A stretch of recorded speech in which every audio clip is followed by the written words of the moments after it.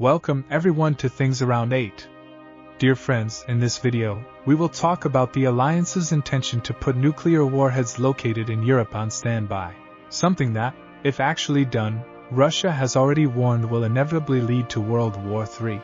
And if you are not yet subscribed to the channel, subscribe now and activate the notification bells so you don't miss any news. On Monday, June 17th, Jens Stoltenberg, NATO Secretary General, said that the alliance will begin an internal debate with a view to deciding whether to put its nuclear arsenal on standby. According to Stoltenberg, this would be in response to Putin's constant threats, which the alliance secretary classified as nuclear blackmail in the context of his invasion of Ukraine.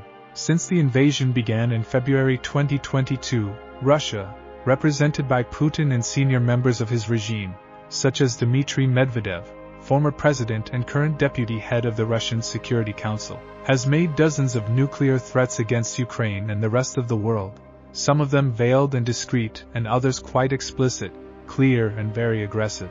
Basically, the Russian narrative is that Russia, as a nuclear power, cannot be defeated in Ukraine, which means that if Putin's invasion army is in real danger of being defeated, Russia will feel entitled to use nuclear weapons to prevent this defeat.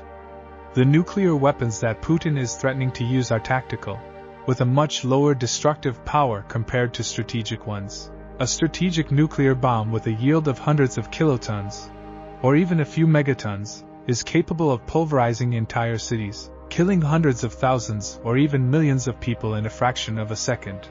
However, tactical nuclear bombs, some of which have a yield of less than 10 kilotons, have a much more discrete destructive power and are therefore recommended for destroying specific targets on the battlefield, such as military bases, weapons and ammunition depots, and important infrastructure such as ports and bridges. Because these bombs contain a relatively small amount of radioactive material, they do not contaminate the surrounding area as much, and only seriously affect the area immediately affected. For this reason, some experts believe that Putin, based on the premise that tactical bombs do not cause as much devastation and do not affect civilians as much as strategic nuclear bombs, would be more comfortable using them against military targets in Ukraine if he realizes that defeat is a real possibility. According to most analysts, Putin still believes that Russia will win the war using conventional, non-nuclear methods.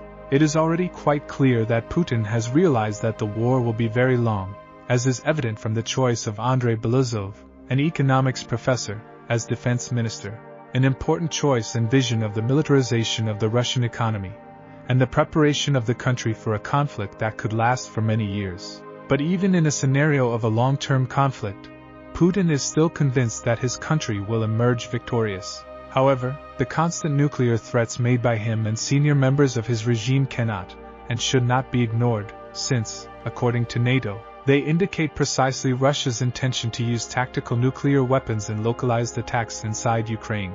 Just so you have an idea of the destructive power of a small, quote-unquote, 5-kiloton tactical nuclear bomb, the Iskander, a Russian short-range ballistic missile system, is capable of launching missiles with conventional explosive warheads weighing 500 kilograms. But a small 5-kiloton tactical nuclear bomb has 10,000 times the destructive power of a Iskander missile with a conventional warhead. In other words, a small nuclear bomb is capable of completely devastating any Ukrainian military base or depot. With just a handful of these warheads, Putin would theoretically be able to reach and guarantee the destruction of all Ukrainian military bases and depots whose locations are known. This action is seen as extreme, but according to NATO, Putin would be fully willing to do so in a scenario of imminent defeat, and it is precisely to prepare for this scenario that Stoltenberg announced his intention to discuss internally within the alliance the activation of the nuclear warheads that are currently stored in Europe.